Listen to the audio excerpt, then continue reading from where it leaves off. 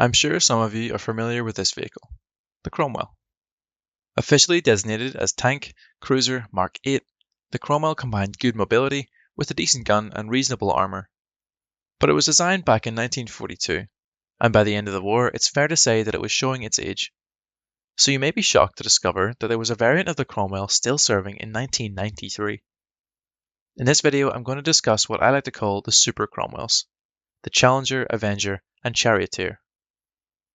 To discover what on earth possessed the British engineers to create these vehicles, we must travel back to the Second World War, and more specifically, the North African campaign, where British tanks were struggling against their German counterparts in the wide open plains of the Sahara. The Brits' 2-pounder guns, their most common tank armament of the time, was pretty much useless, and had been for a while. More capable guns were on the way, with the British 6-pounder and the American 75mm starting to appear. However, the British designers weren't stupid, and they knew that soon enough the enemy would start fielding more heavily armoured tanks, and they would need a bigger gun to deal with them. This gun was developed as fast as possible, and would become the 17-pounder, one of the best anti-tank weapons of the entire war. But this was a towed AT gun, and the British wanted to be able to mount it in a tank. Multiple ideas were put forward, like mounting the gun on the aging Crusader, the failed Vickers Vanguard assault tank, or in the M4 Sherman. All of these were rejected. Instead, the gun would be mounted on the Valentine hull as the Archer, the M10 hull as the Achilles, and on the Cromwell hull as the A30 Challenger. The Cromwell hull, if they could make it work, was ideal. Cromwell used the Rolls-Royce Meteor engine and was a relatively light tank. This combination made it fast, with early models capable of 64 km/h before it was modified to make it slower, as going that fast was wearing the vehicles out. Having a 17-pounder armed tank with that sort of mobility would be a major boost for the Brits. Mounting on the Cromwell chassis, which was going to be in production anyway, also served to reduce cost and development time. A perfect solution. Almost immediately, the designers realised that a new turret was required, as the Cromwell turret was nowhere near large enough. The 17-pounder was a big gun, but it also had big recoil. After firing a round, the entire gun would move up to a metre backwards, so space was needed behind the breech. On top of this, the British wanted the new turret to hold 4 crew members, the commander, a gunner, and 2 loaders for the massive shells that the 17-pounder fired. To hold 4 men and a 17-pounder gun, the new turret was big and boxy. The front armour was 102mm thick, with the cheeks being 63mm and angled backwards at 40 degrees. The sides and rear were 40mm, and the top was 20.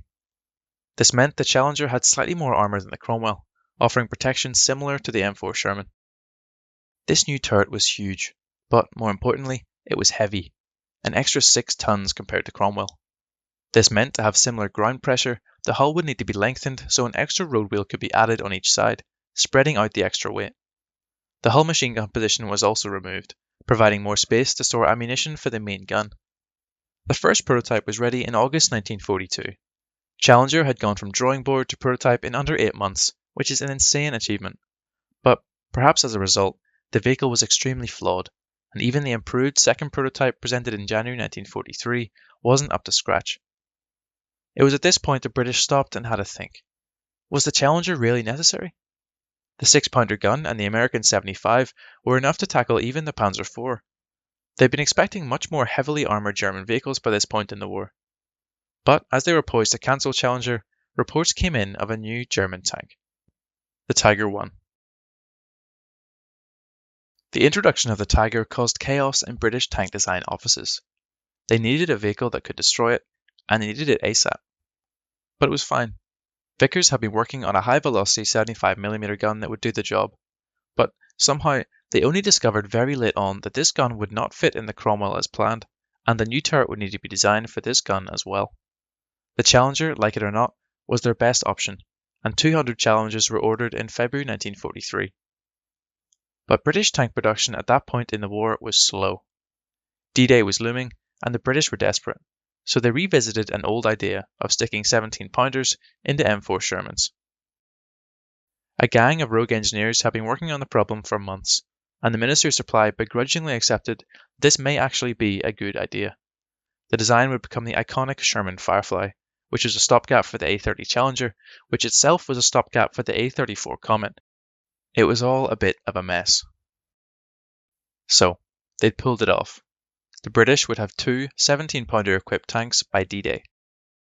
There is a narrative sometimes that the Firefly was a good tank and that the Challenger was a bad one. This wasn't really the case. Yes, Challenger had a tall turret when compared to Cromwell, but it was still 10 inches shorter than the Firefly. It didn't have slope frontal armour like the Firefly, but had double the gun depression, enjoying 10 degrees of depression while the Firefly only had 5. Challenger was just as fast as Cromwell, making it significantly more mobile than the Sherman, and also had a higher rate of fire due to the extra loader. The Challenger and the Firefly were deployed interchangeably, with a typical tank troop having 3 75mm armed vehicles and one 17-pounder, 3 Cromwells and 1 Challenger, for example. The reason for all this Firefly propaganda may be that the Challenger couldn't actually participate in D-Day. It had no deep wading capability, so had to wait until ports could be captured or Mulberry harbours could be built to be deployed in Normandy. It did see service from July 1944 onwards, however, and performed well, many crews preferring it to the Firefly. However, only 200 vehicles were ever built, with the A-34 Comet poised to enter service and the Sherman Firefly proving a capable substitute until then. The Royal Armoured Corps had been responsible for the Challenger, as it was a tank. Tank destroyers fell under the jurisdiction of the Royal Artillery, and they, being stuck with the Archer and Achilles for their 17-pounder needs, wanted a more capable vehicle. This program will result in the A-30 SP Avenger. The Avenger took a lot of inspiration from the Challenger. It too was a modified Cromwell mounting a 17-pounder in a new turret, but the approach was different. Armour was not as important for a tank destroyer. The emphasis this time was on visibility for the crew and a low silhouette. As a result, the Avenger's turret was significantly shorter than Challenger's. The top of the turret was open, with a metal cover and canvas flaps to protect the crew from the elements. The mostly open top made it significantly easier for the crew to see out of the vehicle, and gave them more space to work in. The hull was also lower, giving the entire vehicle a much smaller profile. Like the Challenger, the Avenger had a lengthened hull to incorporate another road wheel. It was planned that Britain would order around 500 of these vehicles, but only 80 were ordered and much less were produced by the time the war ended. Avengers built during the war used the Cromwell hull as planned, but post-war Avenger vehicles used the Comet hull, easily spotted by the presence of return rollers above the tracks. The vehicle remained in trials until 1950, when it became clear that the Comet and Centurion were superior vehicles with the same firepower. After all, it was the 1950s. You couldn't get away with slapping a huge gun into a tank designed in 1942. Or could you?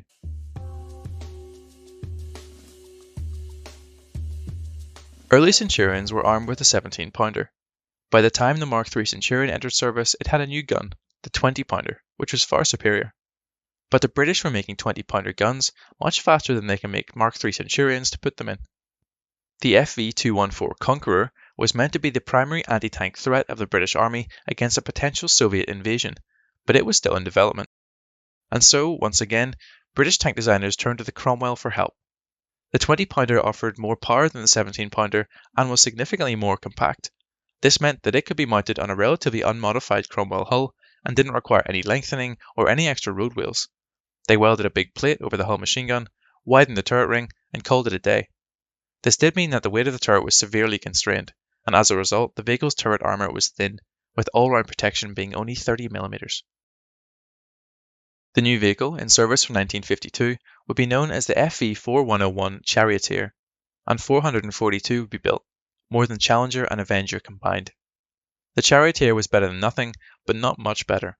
The 20-pounder gun would struggle if the Soviets did decide to invade, with questionable performance against the new T-54. The gun was soon replaced on the Centurion by the 105mm L7, which made the Charioteer obsolete.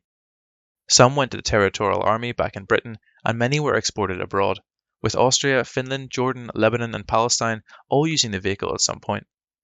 Many of these Lebanese vehicles fell into the hands of paramilitary groups, and some were reportedly used until 1993, as I mentioned earlier. Challenger, Avenger and Charioteer were 3 attempts to do the same thing, with mixed results. But it's an interesting story. Maybe they'll put a laser on the Cromwell hull next, or a railgun or a cruise missile or something. As always, thank you so much for watching, and thank you so much for 5,000 subscribers. That is such a huge milestone, and I'm so happy about it. If you enjoyed this video, drop a like, and if you want to see more from me, maybe even subscribe. I'll see you in the next one.